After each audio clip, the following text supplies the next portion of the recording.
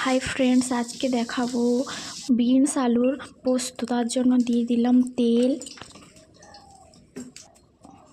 দেওয়ার পরে লঙ্কা বাটা দিলাম, তারপরে যাতে একটু নাড়ার পরে দেব পোস্ত বাটা,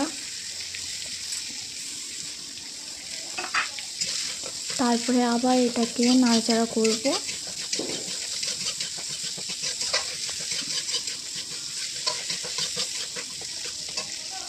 নাড়াচাড়া করার পরে আলু বিনস দিয়ে দেব। এটা আমি আগে ভেজে রেখেছি, সেটা দেখানো হয়নি। তারপরে হলুদ দিয়ে দেব,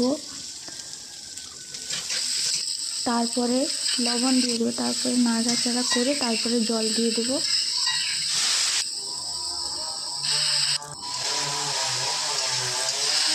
এই যে আওয়াজটা শোনা যাচ্ছে, এটা আমার বাড়ির কাছে গাছ কাটা হচ্ছে, তার জন্য এটা শোনা যাচ্ছে, গাছ কাটার শব্দটা আসছে।